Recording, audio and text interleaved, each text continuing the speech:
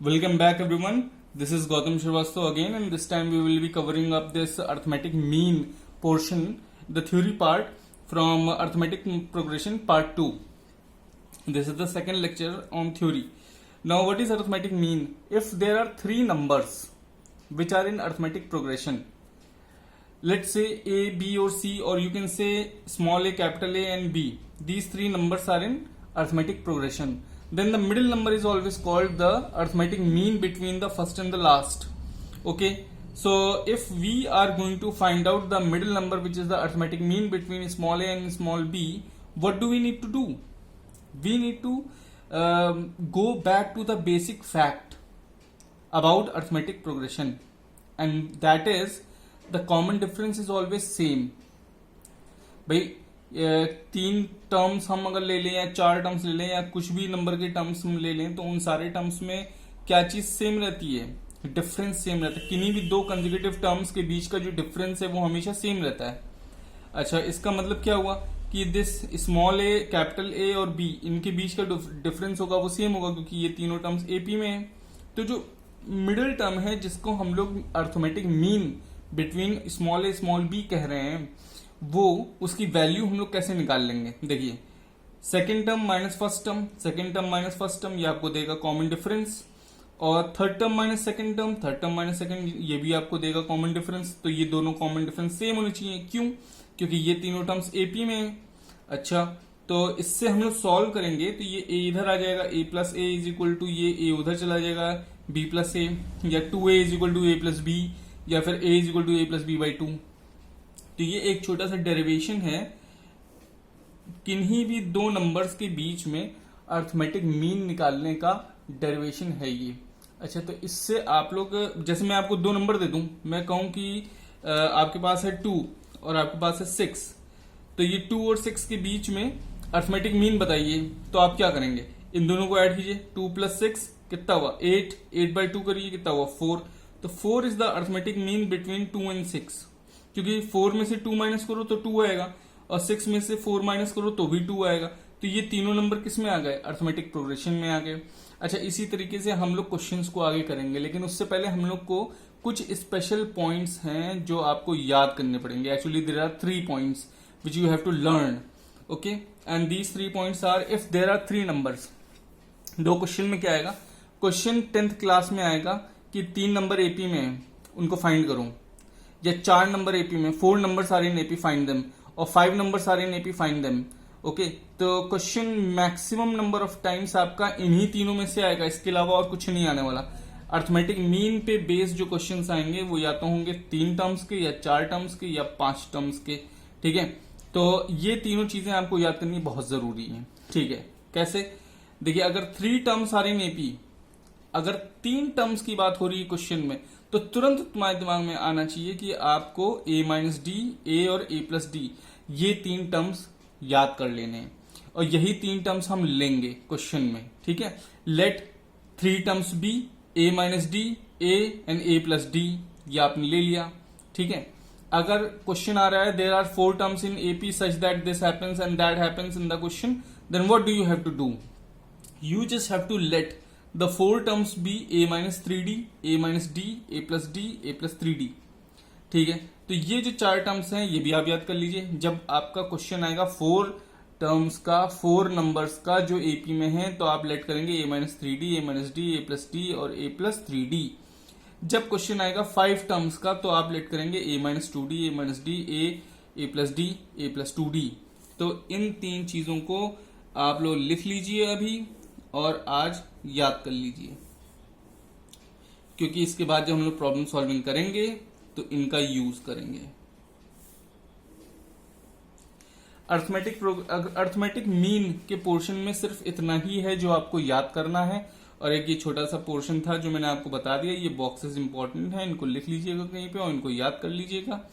और अब हम लोग बढ़ते हैं एक छोटे से क्वेश्चन की तरफ, जो 3 नंबर का क्वेश्चन. देखो, sum of 3 numbers in AP is 21. ठीक है, तो यहां पे क्वेश्चन में कितने नंबर्स की बात हो रही है? 3 नंबर्स की बात हो रही है. ठीक है, तो 3 नंबर का क्वेश्चन जैसे ही आएगा वैसे ही आप क्या अपने माइंड में बैठा लेंगे कि हमें ये 3 चीजों का यूज करना है. इन 3 चीजों का यूज करके हमें क्वेश्चन को सॉल्व करना है। ठीक, तो ये आपको याद है। ठीक है, तो आप लिख लेंगे लेट द 3 नंबर्स बी, क्या क्या है वो, a minus d, a and a plus d. ठीक है, ये आपके 3 नंबर हो गए। अब आगे क्वेश्चन को देखते हैं। क्या है कि इन तीनों नंबर्स का जो सम है, इन तीनों नंबर्स का सम है 21। तो इन तीनों नंबर्स को अगर हम ऐड कर दें तो हमें क्या मिलना चाहिए, 21 मिलना चाहिए। तो इनको ऐड कर ले रहा हूं, a minus d plus a plus d is equal to 21। ठीक है, तीनों को ऐड कर लिया। अब देखो ये इस तरीके से डिजाइन किया गया है, ये टर्म्स इस तरीके से डिजाइन किए गए हैं कि जब भी आप ऐड करेंगे तब आपको ये डी सारे कैंसिल आउट हो जाएंगे, आपका काम आसान हो जाएगा। देखिए ये डी कैंसिल हो गया, a plus a 3a is equal to 21, a is equal to 7 आ गया। ठीक है, अब आगे क्वेश्चन देखिए, उन्हीं 3 नंबर्स का, इन 3 नंबर्स का प्रोडक्ट है 231। तो इन 3 नंबर्स का जो प्रोडक्ट है वो 231 है। इसको आप, अच्छा a कितना निकाल लिया है, 7। तो अब वो टर्म्स क्या बन गए हैं, अब वो टर्म्स बन गए 7 minus D, 7 and 7 plus D. तो इन तीनों नंबर्स का अगर हम प्रोडक्ट करें तो हमें क्या मिलेगा, 7 minus d into 7 plus d is equal to 231। अच्छा, ये जो 7 है इसको नीचे भेज दो, तो इधर बचेगा 7 माइनस डी और 7 plus d is equal to 231/7, जो कि आप कैंसिल आउट करेंगे तो हो जाएगा 3 टाइम्स 21, 2 बचेगा, फिर 3 टाइम्स 21, 33। तो ये, और इधर है a minus b, a plus b की आइडेंटिटी जो बन जाएगी a square minus b square, 7 square minus d square. ठीक है, तो ये हो जाएगा आपका 49, ये आपका आ जाएगा 49 minus d square equal to 33, जो कि इधर लाएंगे आप तो हो जाएगा 49 minus 33 is equal to d square, जिससे आपको मिल जाएगा d square is equal to, अच्छा 49 में से 33 आप माइनस कर दीजिए तो आपको मिलेगा 16। तो डी की वैल्यू आ जाएगी प्लस माइनस 4। अच्छा, डी की वैल्यू प्लस माइनस 4 आ जाएगी आपकी। अच्छा, ये जो वैल्यू आ रही है, इस वैल्यू की हेल्प से आप यहां पे जब वैल्यूज रखेंगे तो आपको मिल जाएगी पूरी सीरीज, तीनों टर्म्स। मतलब आपको मिल जाएगा 7 माइनस 4, 7 एंड 7 प्लस 4। ये तो मैंने जब आपका प्लस 4 रखा है तब ये सीरीज बन रही है। ठीक है, तो सीरीज आपकी बन रही है 3, 7 एंड 11। और जब आप -4 रखेंगे तो इसकी उल्टी सीरीज बन जाएगी, क्योंकि ये हो जाएगा पॉजिटिव, ये 7 ही रहेगा, ये हो जाएगा 7 माइनस 4, तो सीरीज बन जाएगी 11, 7, 3। तो 2 तरीके से सीरीज आपको मिल सकती है, या तो ये सीरीज मिलेगी या तो ये। दोनों सीरीज को आपको लिखना जरूरी है, दोनों आंसर आपको दिखाने जरूरी हैं। ठीक है, क्वेश्चन नंबर 2 देखते हैं। इसमें find 4 numbers in AP whose sum is 20 and the sum of whose squares is 120। तो अभी बच्चों ये क्वेश्चन जो आ रहा है ये कितने टर्म्स का है, 4 टर्म्स का है। 4 टर्म्स का क्वेश्चन आते ही आपके माइंड में क्या आ जाएगा, let the terms B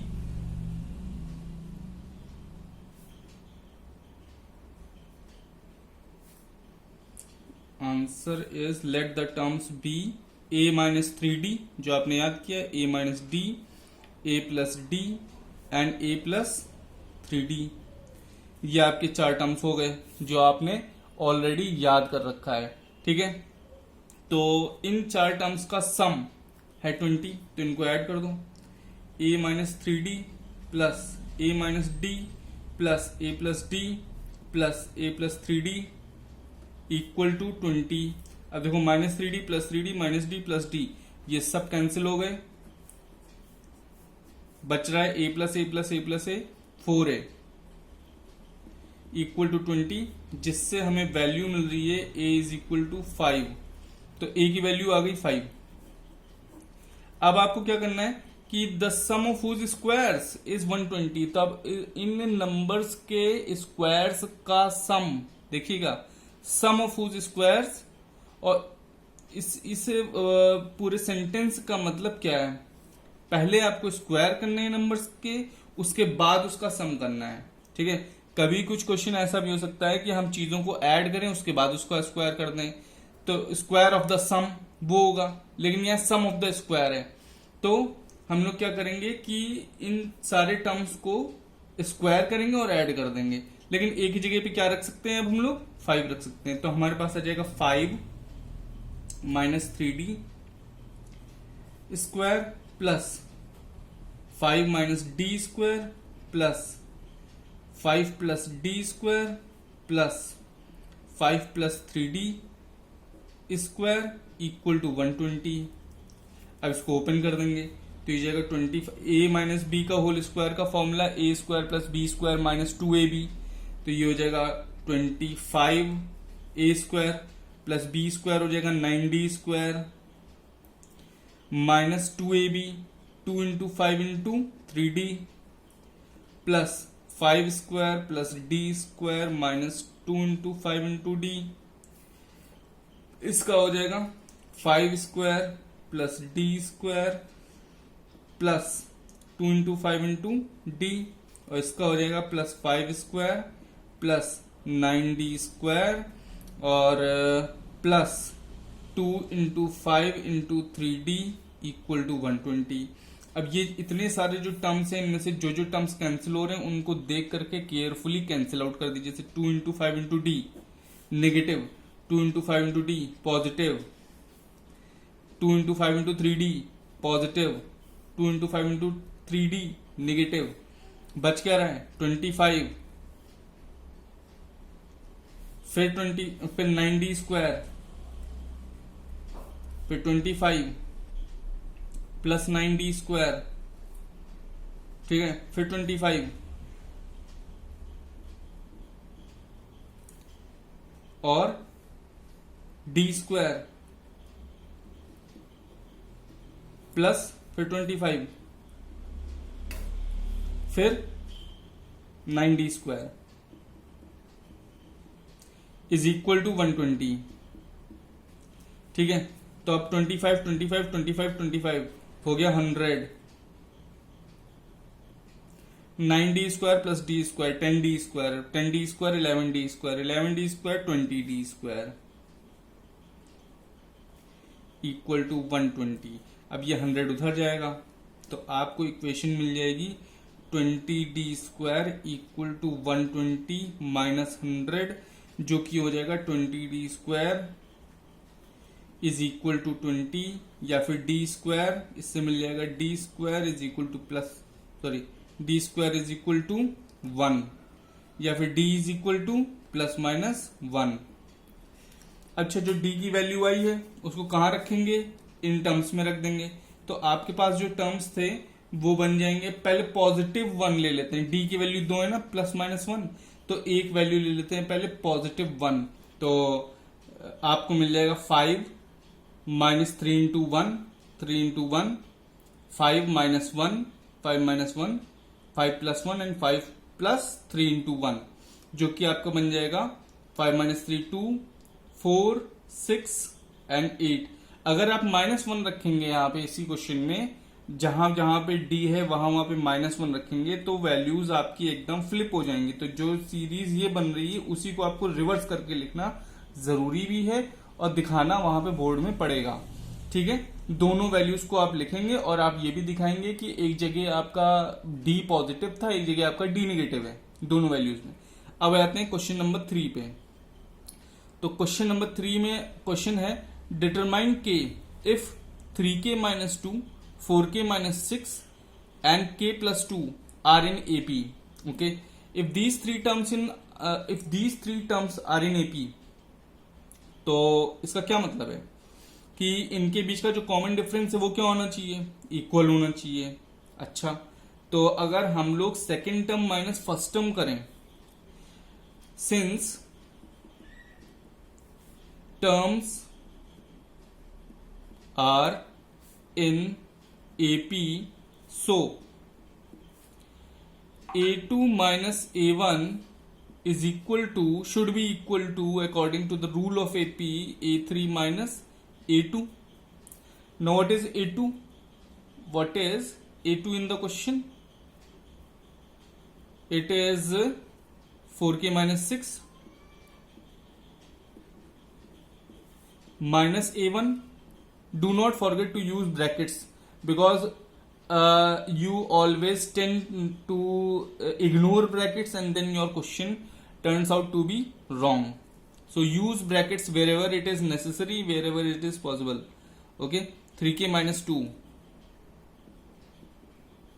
This thing is equal to a3 minus a2. a3 k plus 2 minus a2, which is 4k minus 6. Now this thing, if you will open, you will get 4k minus 6 minus 3k plus 2 is equal to k plus 2 minus 4k plus 6. Okay. Now 4k minus 3k is k, minus 6 plus 2 is minus 4, equal to k minus 4k is minus 3k, and 2 plus 6 is 8. Now this minus 3k, if it will go this side, it will become k plus 3k, and this minus 4 will go on that side, it will become plus 4, so you will get 8 plus 4. So now you are getting 4k is equal to 12, k is equal to 3. Now this is half done.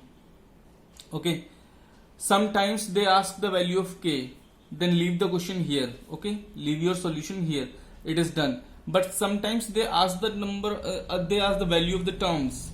Instead of asking k, they will ask you what are the terms. Then you have to go back in the question and put the value of k back here. If you will put the value of k back here, you see what you will get. 3 into 3 minus 2. First term will turn up to be 3 into 3, 9 minus 2 is 7. Second term will be 12 minus 6, which is 6. And then you have 3 plus 2, which is 5.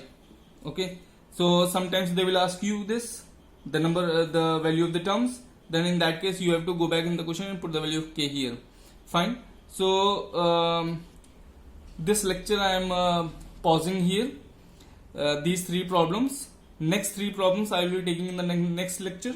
Till then, make notes and practice these type of problems based on these category. Okay.